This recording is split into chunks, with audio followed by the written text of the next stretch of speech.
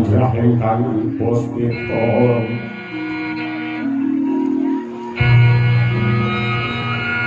kasliring samiron ombre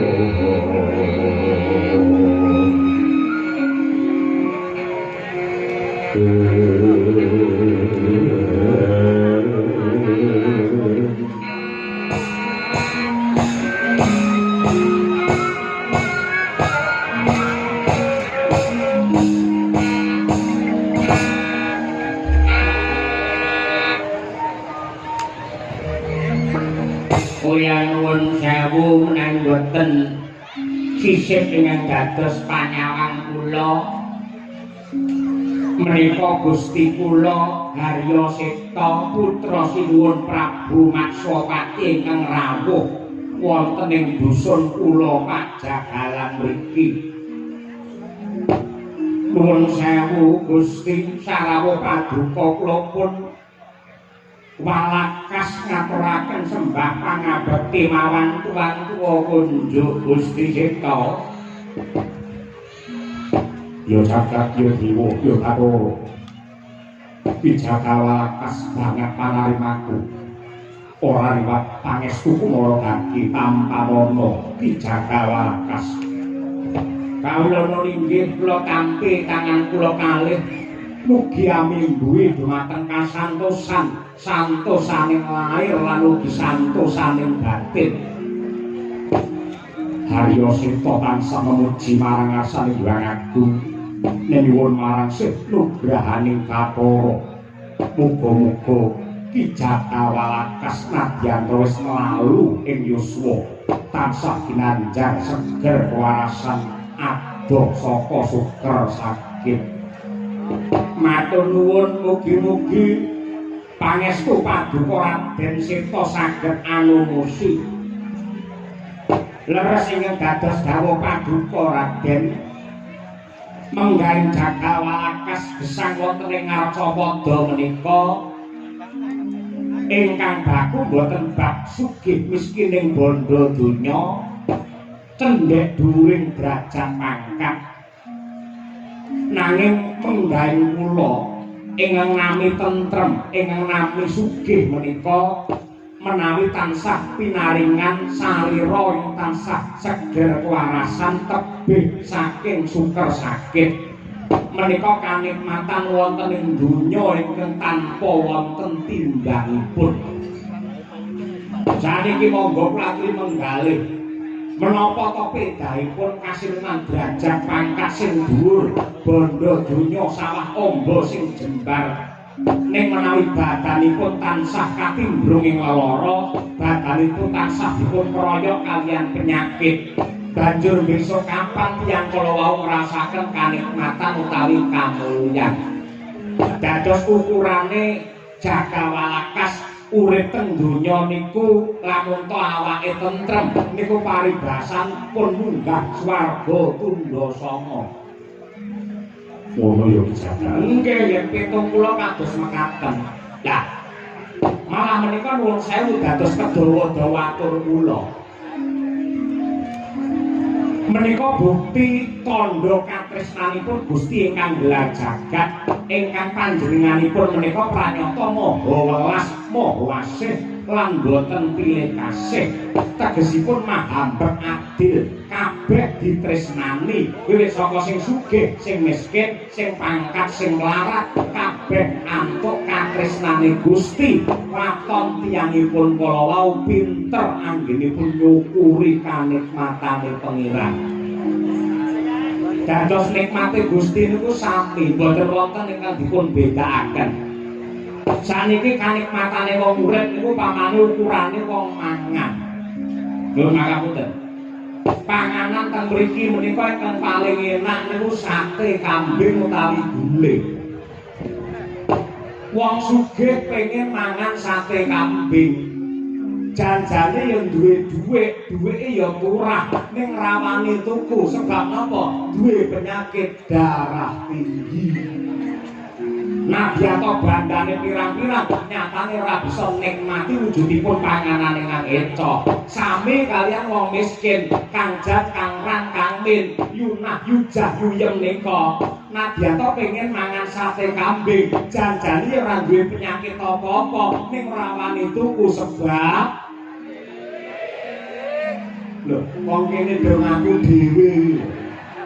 Mboten kok perkara ora duwe dhuwit. Wong niku yen uripe pas-pasan, mlebu metune dhuwit iku kudu diitung kanthi jlimet. Mongko sate niku regane udakara 30, munggahe 40.000. Kanggone wong sing uripe pas-pasan tinimbang dhuwit 40 nggih tuku sate mongko mung entuk sepiring, luwih becik nggih 6. Luwih becik nggih 6. Lho ngoten niku wong perhitungan ngono kuwi. Kok tuku sate ya angel, uripe sarwa prasaja, mlebu metune dhuwit dipetung. Yen nuwun sewu anggere nek tontonan, apa nek wayangan teng bersih desa, waton ra enek tarian sregepe nonton mboten umum. Ya mungkin ora urutan. Iya iki Jakawalakas. Nggih ngoten niku.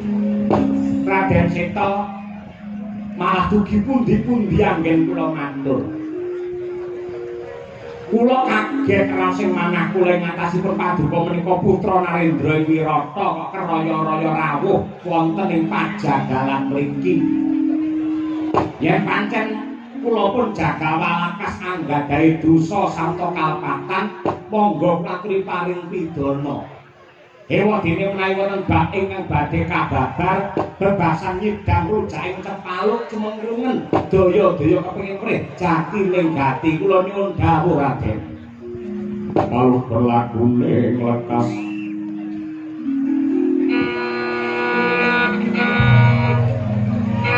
Kusito Rinoting itu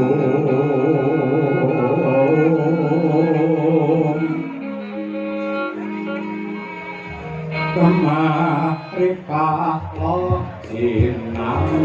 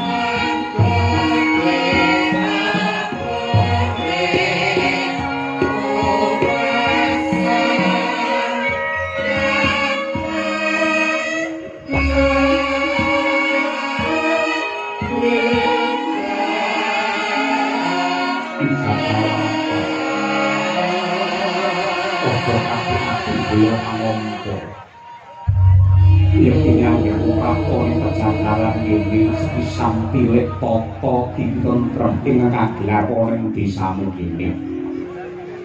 Aku percaya yen rega saka pintere Ki Jakawalakas anggene nata marang para kawula. Satemah anane mung ayom, ayem tentrem jenjem permanen. Matur nuwun Raden. Angka loro. Ripalungguhan iki negara Wirata nembe ketaman Gunjang Kancing. Liripun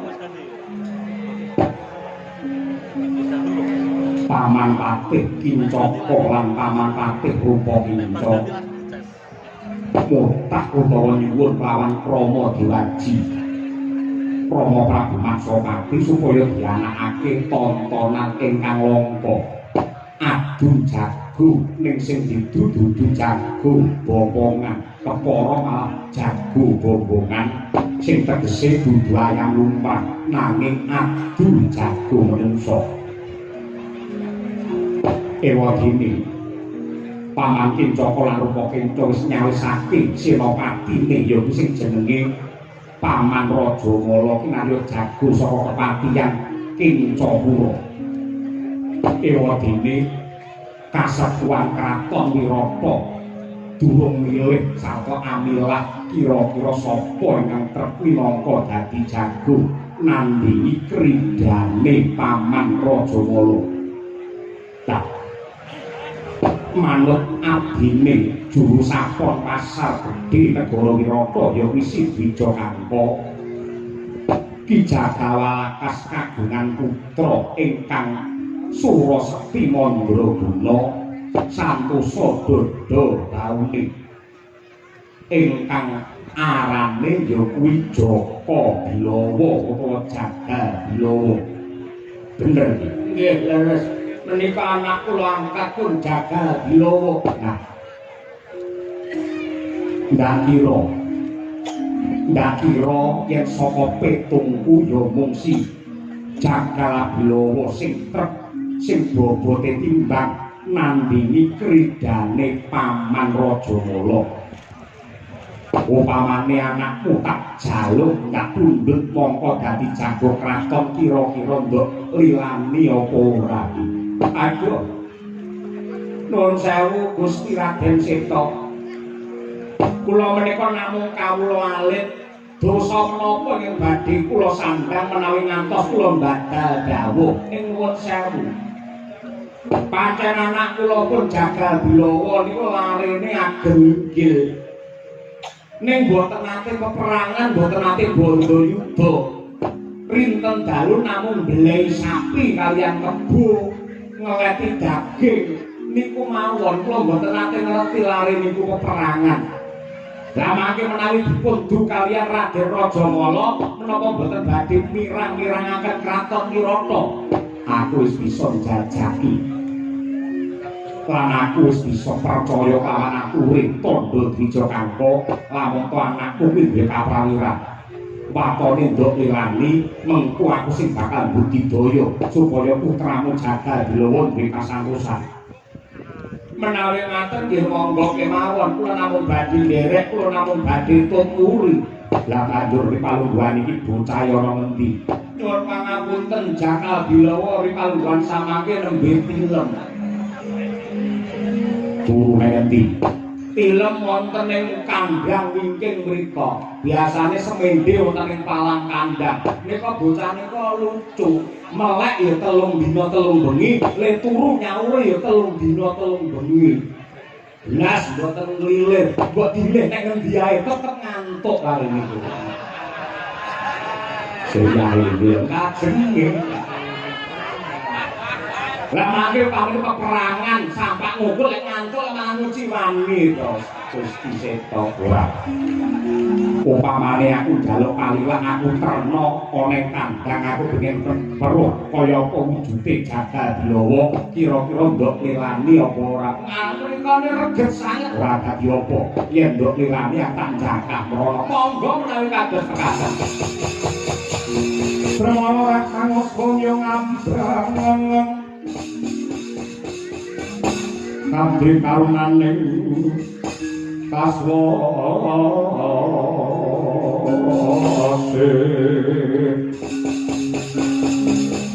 ayang marga memalakun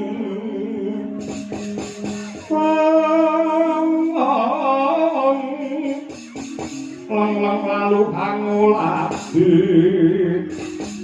kaya mangrang sang wayang kumyos kamara ayam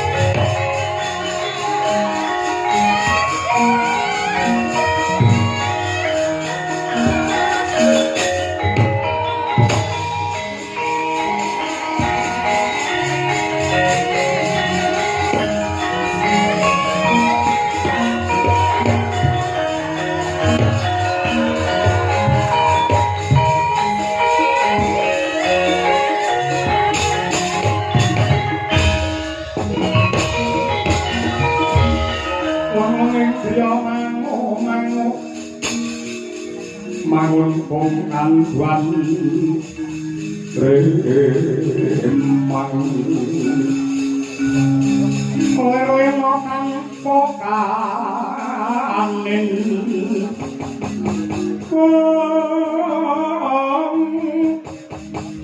yen kan tulus menggusang ya utama mangkono Sri Narendra Mudha wis nyalon anggraha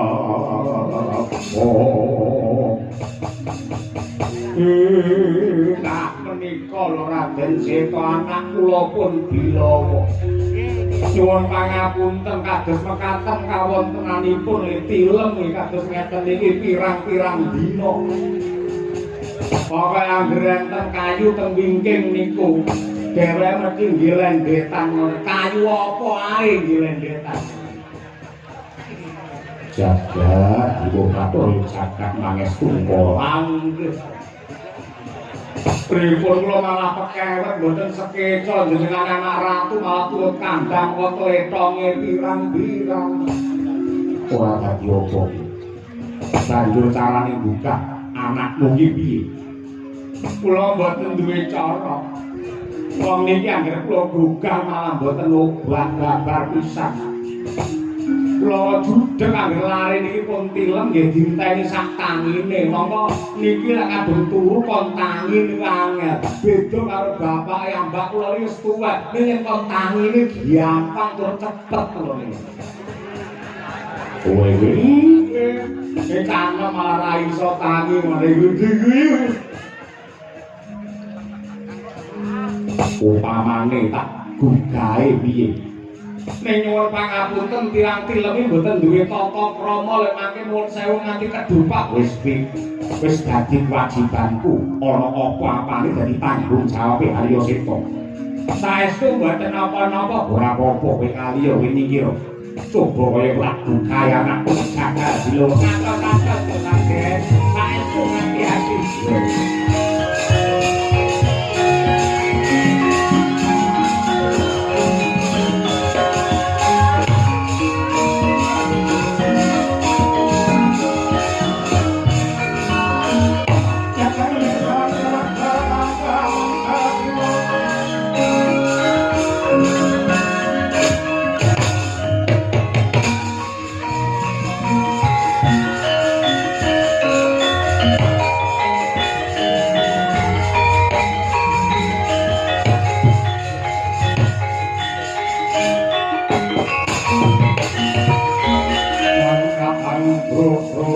Sumbar Lendo kata bumi kunjing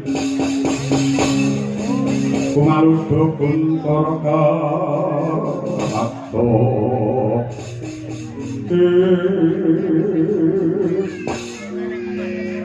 Joko Bilowo Cakal Bilowo Para kaki kowe tangi sing teka nang kene iki putra Narendra aku Arya Seta. Ana bab wigati sing bakal tak kandhakake marang kowe mula tangi. Joko Bilowo tangi. Jaka Bilowo. Kon gedhe ado-ado saka kraton teko kene kok ditatu karo iki. Joko Bilowo. Tangi. Yen ra kena tak buka sarana alus apa enggal tak kasar apa piye kuwi.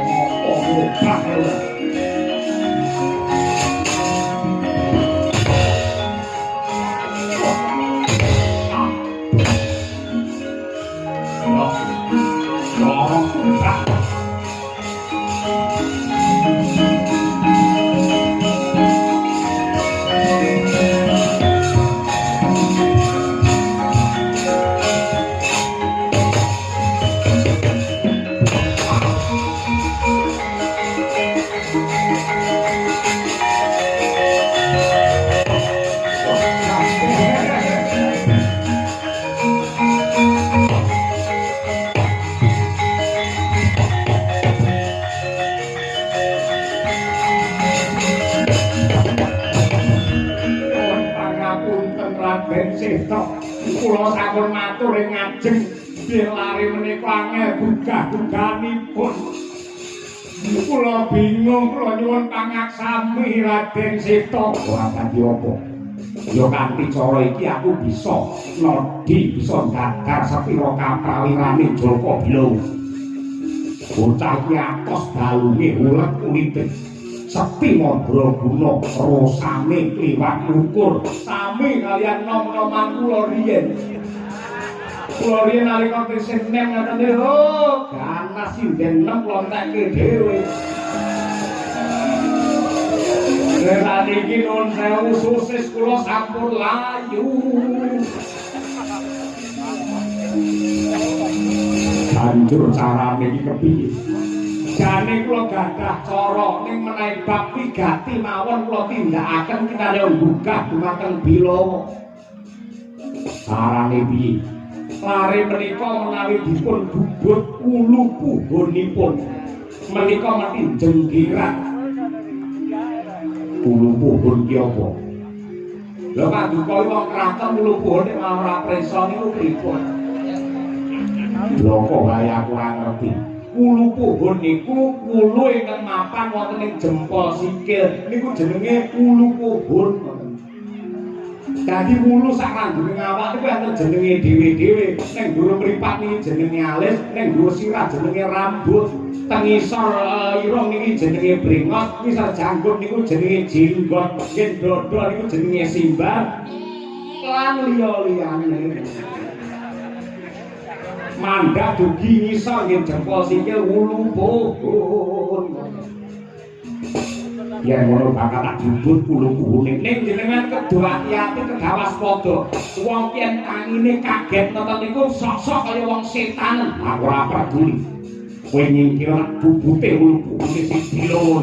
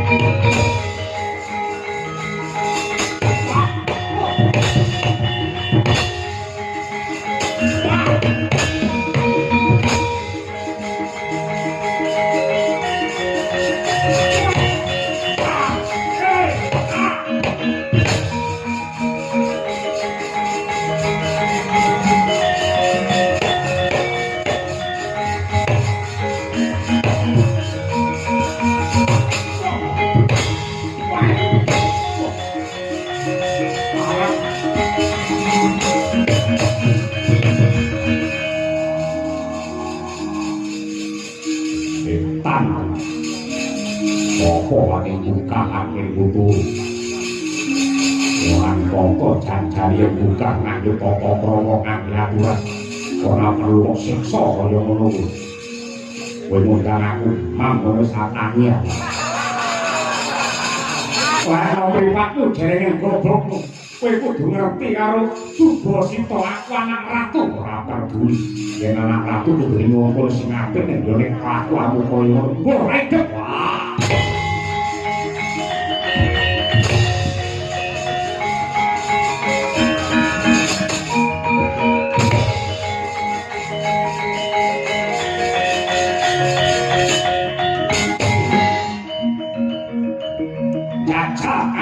Bocah jakal.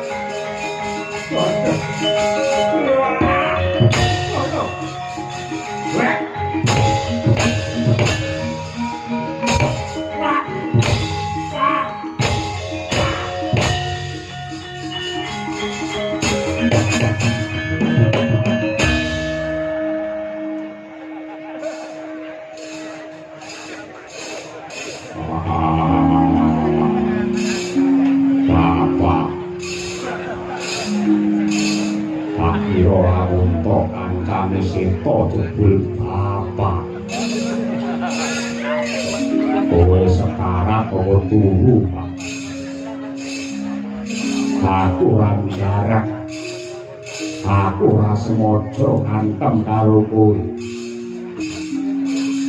Kowe sing ukir jiwa ragaku sing glentah karo Bilawa, aku njaluk ngapura. Aku percaya kowe duwe kaprawiran, kowe duwe kasanto sanadyan kowe sepuh. Mula kang mangkono kowe tangiya, Pak. Bapak kowe tangiya. Bapak Walakas, kowe tangiya aja mati. Wah, singke ludo kae sapa? Endi?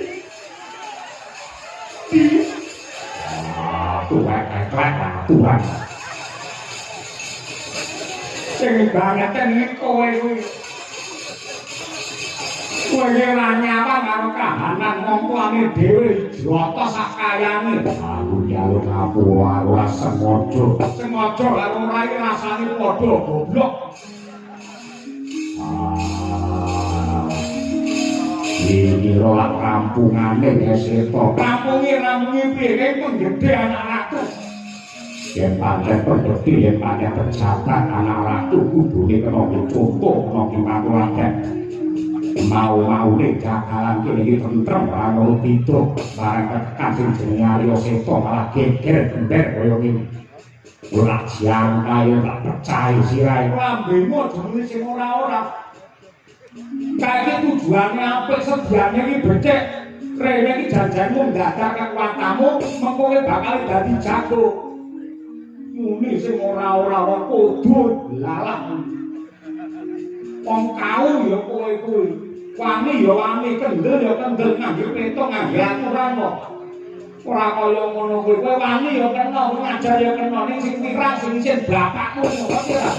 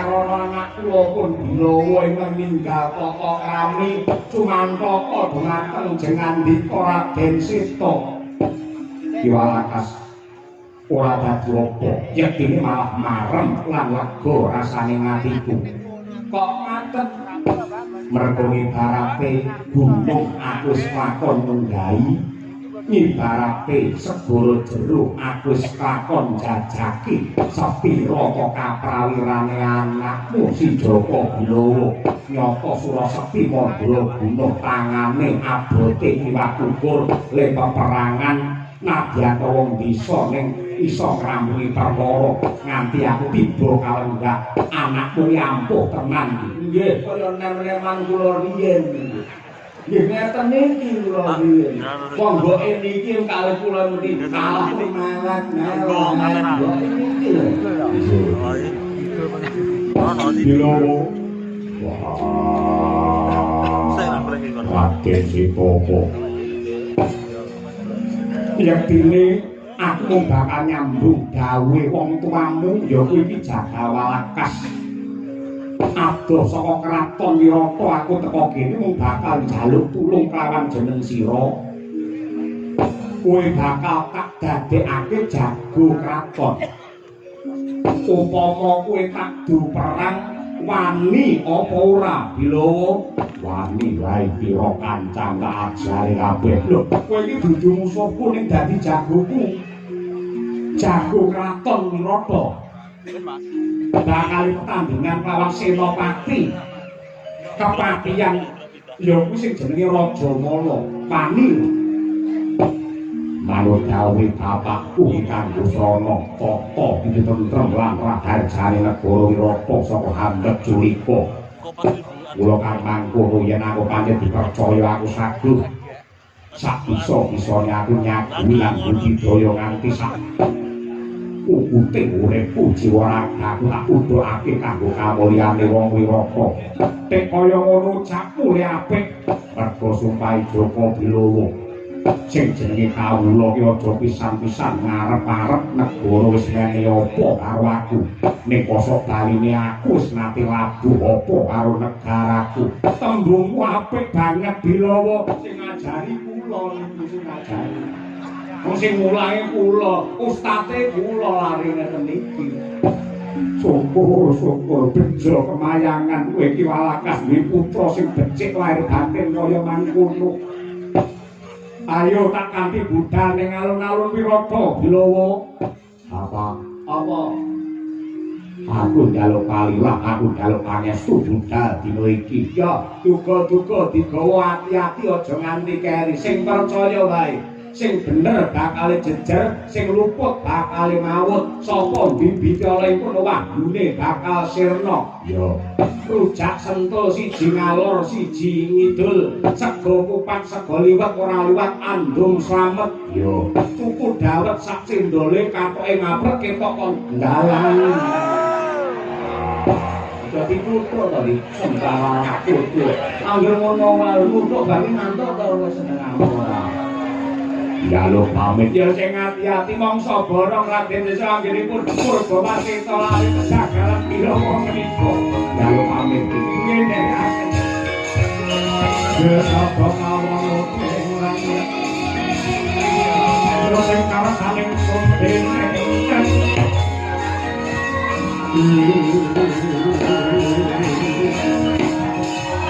Sangat leyo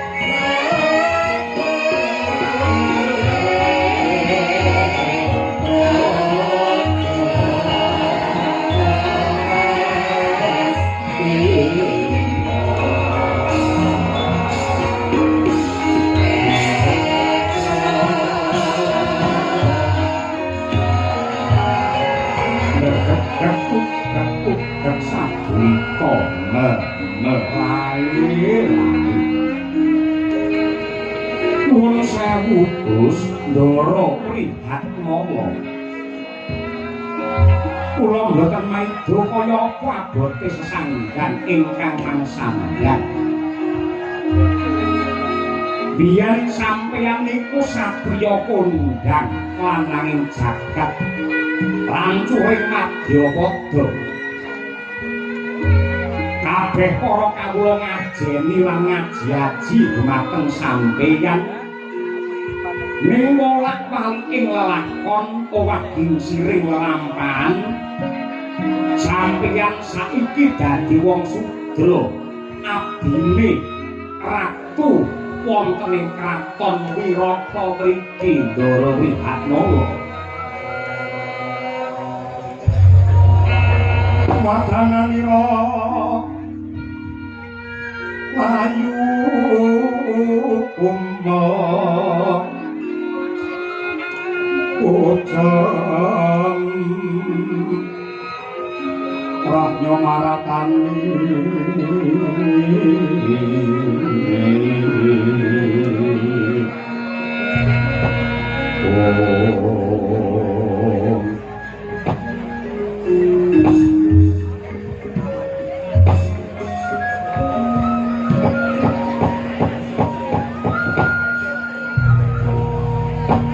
Kyai Semar, bener kang dadi dawuhmu. Dina iki aku sakabdan kudu ngunduh wong pakarti. Merga para Pandhawa wis nrajang pranatan nerak wewaling Weda Suci kanthi biyen nindakake sesukan dadu. Cepa lamun para Pandhawa iki dadi punjering kanistan lan sumbering keluputan satemah ripalungguhan iki aku sakabdan nyangga dosa ingkang tumpuk matumpa-tumpa kakang. Nuwun sewu ngeten nggih, nyuwun pangapunten. Manungsa niku waton uripe isih dikancani karo nepsu. Manungsa niku waton uripe isih dikancani karo nepsu boten ketang sak menir mesti kadunungan dosa lan keluputan. Sasampunipun mekaten menungsa yen pengin apik kudu gelem mawas diri, kudu gelem dandani pakarti, banjur mertobat kanthi tumemen wonten ngarsanipun Gusti ingkang Maha Tresna. Lakon sing wis kelakon dadi kaca pengilon dene ingkang badhe teka ayo sing luwih waspada. Panandang sing mangsandang niki mboten badhe wonten gunanipun yen mangpenggalih kanthi rasa sedih. Nanging sampeyan kudu gumregah lan jumangkah supaya gesang sampeyan niku wonten wirata, wonten guna lan pedahe.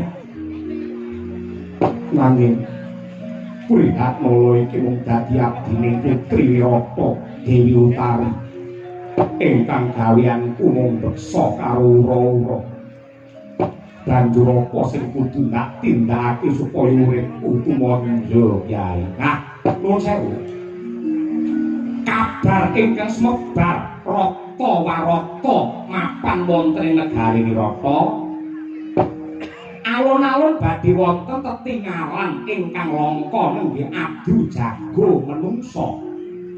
Dene kang badhe dipundhu nenggih jago saking kraton Wirata nenggih ingkang raka pun Jaka Bilawa tetandhingan kaliyan jago saking kepatihan Kencapura nenggih Senapati Raja Mala. Mongko kula sampun saged maca. Kula sampun saged maca bilih adu jago menika yektosipun sanggit rungsit reka daya sandiupaya ingkang dipun tindakaken dening Patih Kencaka anggenipun badhe ngrubuhaken kraton Wirata. Sampeyan urip niku wonten Wirata, mangan ngombe asile wong Wirata. Yen negaramu rubuh sampeyan kok mung mangku tangan kira-kira bener apa kleru? Lakmara sang Arjuna Yasmunira kamar Nusan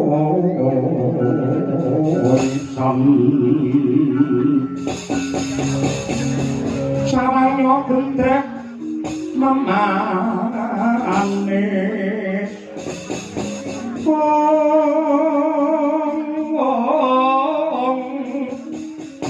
liringe dikamanyan kengis sing ujul bungas sing mulat leng-leng rangko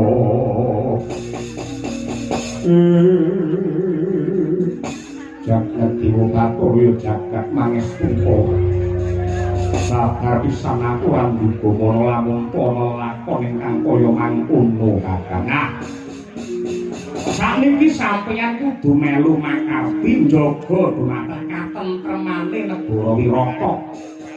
Kejawi saking menika kadangmu Bilawa badhe tanding kaliyan Raja Mala. Kula percaya kaliyan kadedayanipun Raja Mala.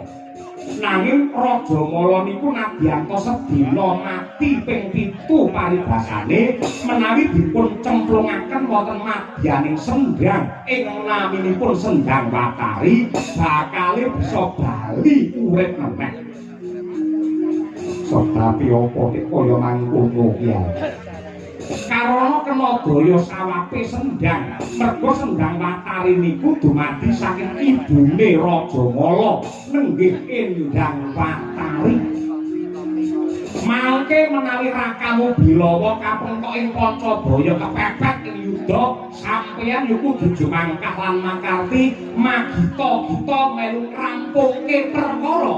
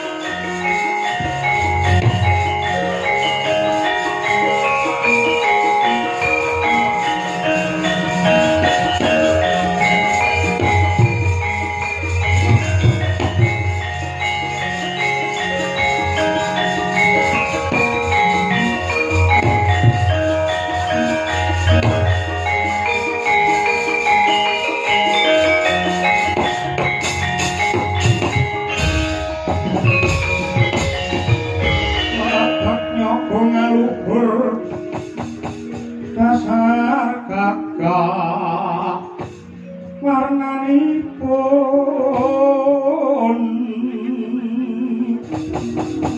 Kanjeng Sri Narapati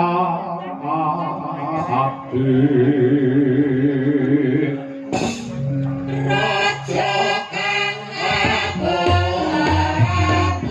Wontaputra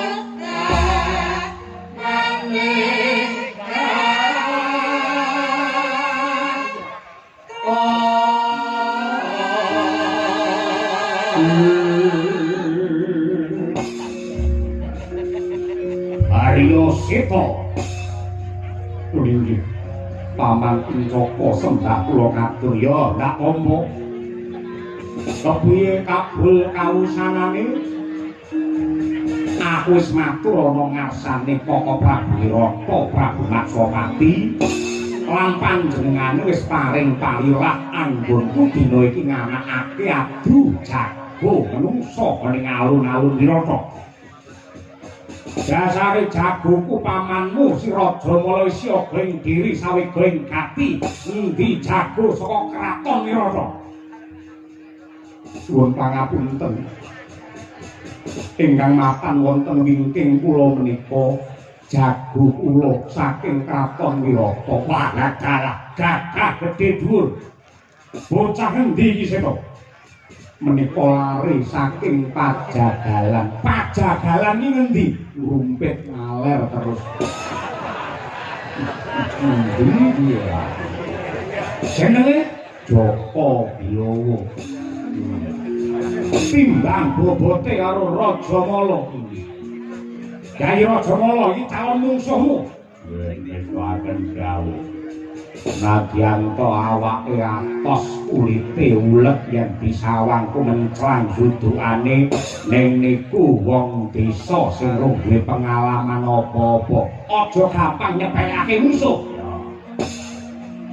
Seta wonten gawe gandeng iki totoane nyawa tur sak lapangan kabeh kepengin nekseni kaya apa le tetandingan Bilawa karo Raja Mala men jagone luwih mang balap-balap dengan dadi karepane unggul ana madyaning pabaratan men geni kudu nganggo totoan kudu nganggo ngabotoan nyuwun pangapunten kula kaliyan paduka menika sentana negari paman monggo sampun cetha nggih ngabotoan utawi totoan menika larangan tumraping agami lan negari menawa kinten-kinten trep para sentana padha malah ngejak rusak-rusakan kados mekaten iki men gayeng men rame yen ra ngangge totoan gambar kudu ngangge totoan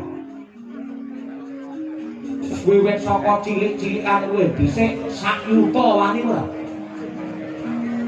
inggih menawi namung setunggal yuta kemawon kula wani bagus ning masa anak ratu totoan kok mung 1 yuta 10 yuta dereng napa-napa kok pun mindak ning kados pundi lho sindene nggo model dhewe lho hubunganipun napa 10 yuta jrimpas ini nggih derek kemawon 55 yuta gelem ora kowe nggo gamelan wayang dhewe semono. Inggih, 100 yuta.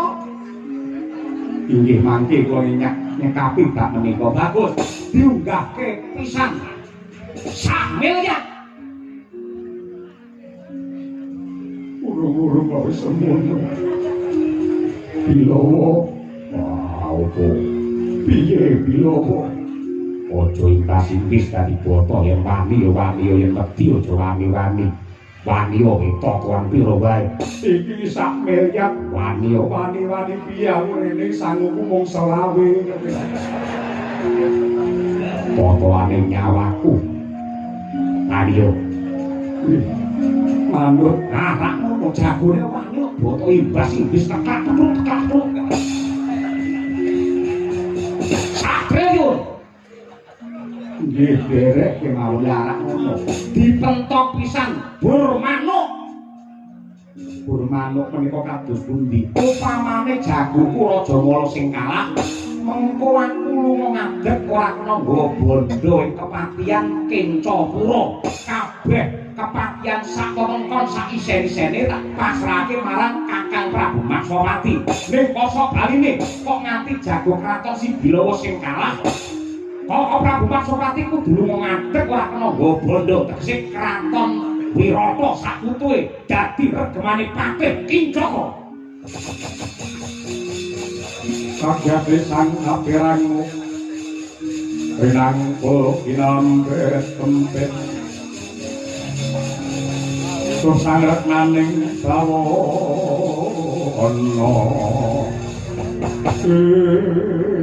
Aduh paman Samangke kula sampun saged anggagaken jebul wonten bab ingkang sinambi tumrap adu jago menika jengandika tegel tega mentala kaliyan Rama Dewaji ora sing bakul palungguhan iki wis ana golonging petung ana gagumakuke rembug pokokane bur manuk wong semene kabeh pengen nekseni kaya apa ora meneh adu jago kula enggal diwiwiti liyane jago mudhun saka panggung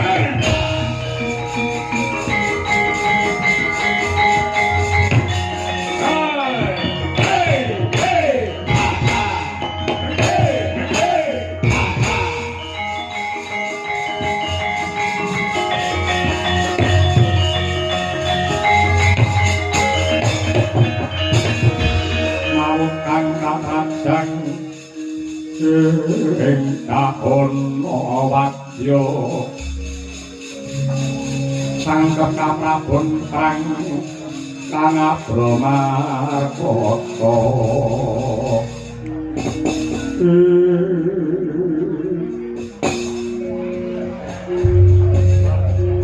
bener kowe cah jagalan jenengmu Jaka Bilawa le pancen keporo napa lek nomripatmu jerenen gobokmu Senopati Wirata Raja Mala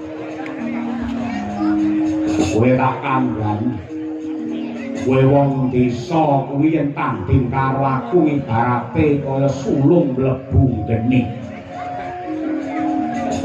kowe tanding karo aku tanpa beda kaya sulung mlebu geni untuk marani suntuk tanpa ana dayane apa-apa yen kowe wani perang tenan tak ibaratake kaya wedhus pucul ngadepi singa barok timun mungsuh duren timune kowe durene aku timun cebuan duren rasigan merapat guroni biatang kowe tanting karo aku tak ibaratake tomat mungsuh duren tomate kowe durene aku aja keceblukan kesinggol wae mecotok nyawamu yang sumbar wae gah kalah bisa ngalahke Raja Mala padha karo iso graji angin iso ngalahke Bilawa padha karo iso ngalahke Malaikat Jibril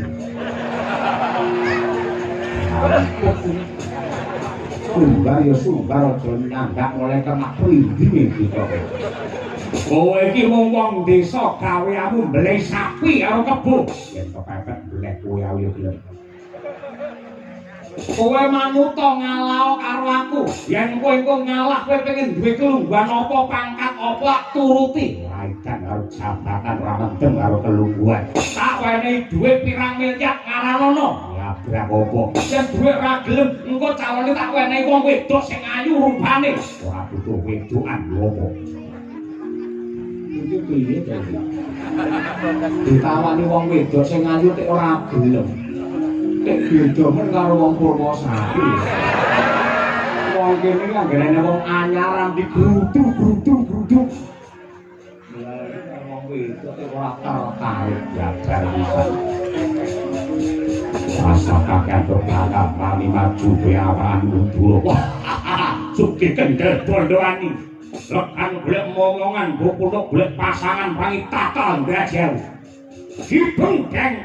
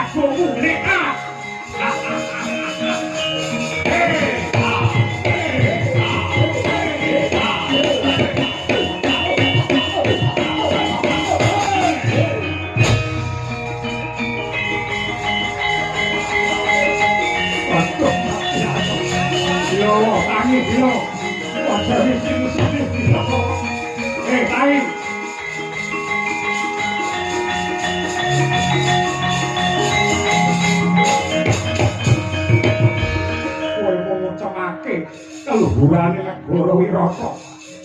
Nyatane ora nganti sak banyon wis gletak tanpa daya gawe isin disorak wong pirang-pirang.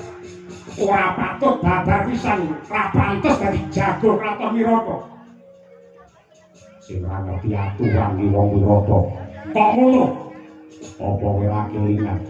Aku budal saka pejagalan nganti tekan kene. Nalor itu bijak salaman, bijak foto, aku ora dimoni.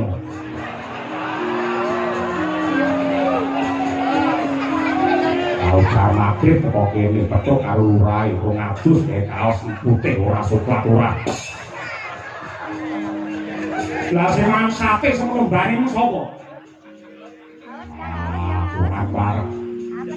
Yen pancen kowe njaluk mangan ngaranono mangan apa?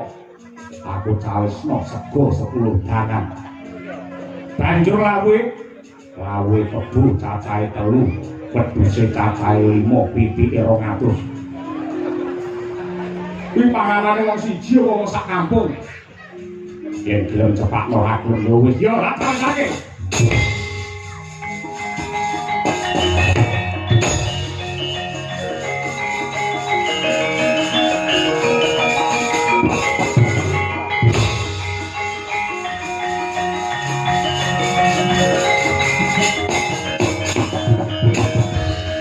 Mangkono sang Bilawa.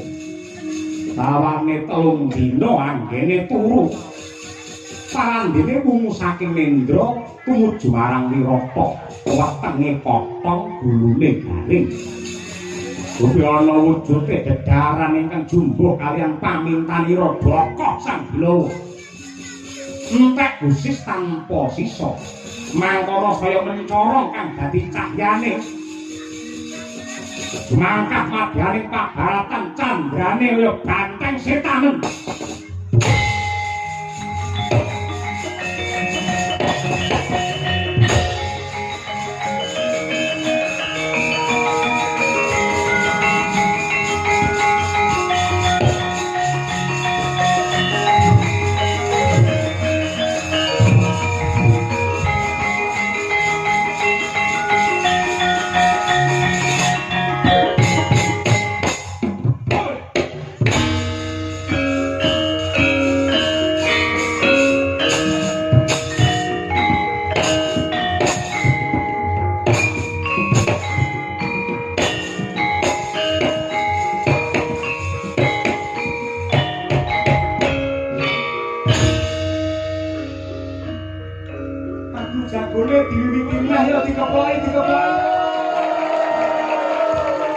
kabeh sing nonton salah pengan keplok kabeh lho. Mosok ora gelem keplok wayang diragati karo desa ora keplok iki piye to yo. Popole Raja Mala kalah, Raja Mala mati, Raja Mala mati yo. Cangkem melu. Lho apa lho ngedonke wong. Oke muni ora lucu. Pak.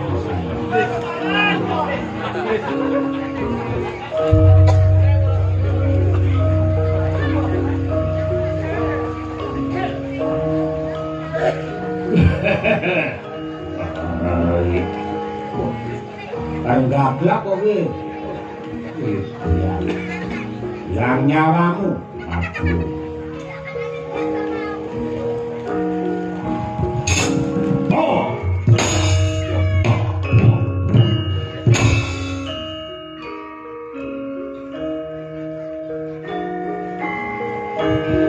Cepat dadamu. Hop. Wek. Hop. Hop.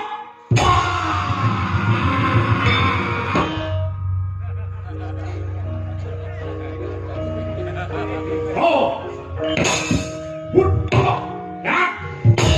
Ya.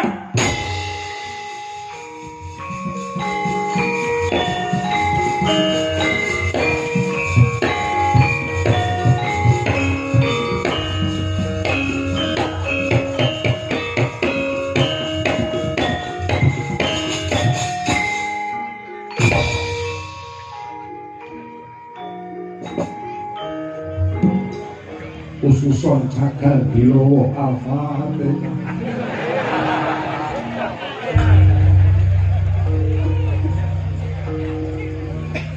Lah, Mbah Prawira, mandhet Mbah. Raden Patih Dinjaka nimbali kula. Nggih.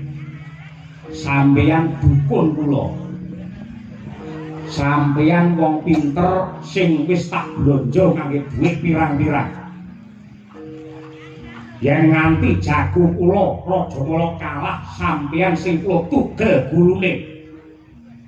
Mbah sinten jenengan? Jeneng kula niku akeh. Enten sing nyeluk kula Mbah Prawira, enten sing nyeluk kula Ira Pengil, enten ugi sing nyeluk kula Walit, enten ugi sing nyeluk kula menika Simbah Cekok Taruna. Cekok Taruna niku napa? Cekok Taruna, cekok niku jamu, taruna niku nom. Dadi ambak tuwek ngeten iki jamu kula sing den nom-nom niku. Wah, toto banget bisa. Sampeyan tak jagakne tenan. Mukti apa mati, rekoso apa mulya, gumantung sampeyan. Beres. Yen kalih Mbah Prawira tenang mawon. Aja kok perkara wong adu jago. nuwun sewu wong ngedekne omah wong mantu nyingkirke udan niku sambate kalian kula napa meleh wong nyalonke lurah angger sambat kalih kula mesti akeh radadine radadine kula nyuwun jago sampeyan Raja Mala nika le perang sing temenanan mereka yang perang tenanan aja kuwatir iso nyenengne piyayi kene kabeh taun ngarep bakal diundang mriki meleh lek ora lali lho.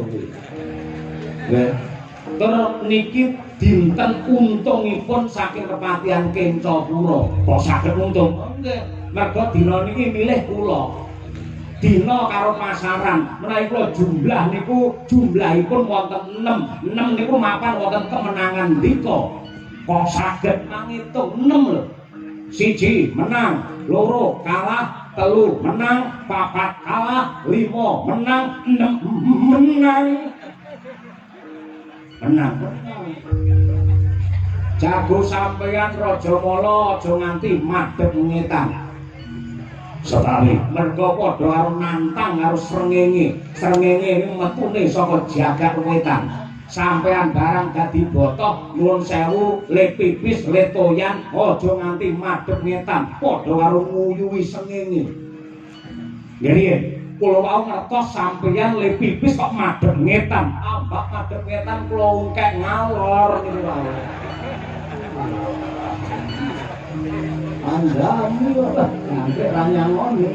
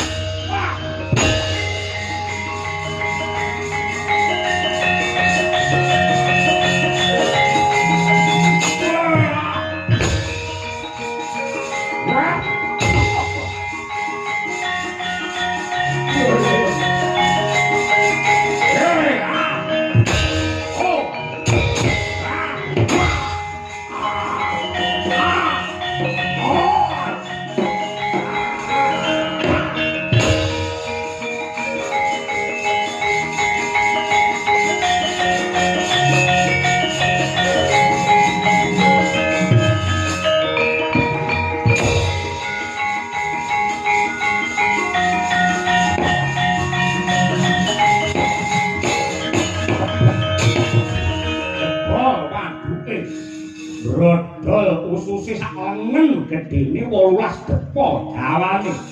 Getih mancur nganti kaya grojokan dibabak Sang Raja Mala. Mangkono prayekta nenggih Patih Kencaka. Sigra mrentahaken prawadya bala kepatihan. Ya den gotong Sang Raja Mala cinemprungaken madyaning Sendang Watari.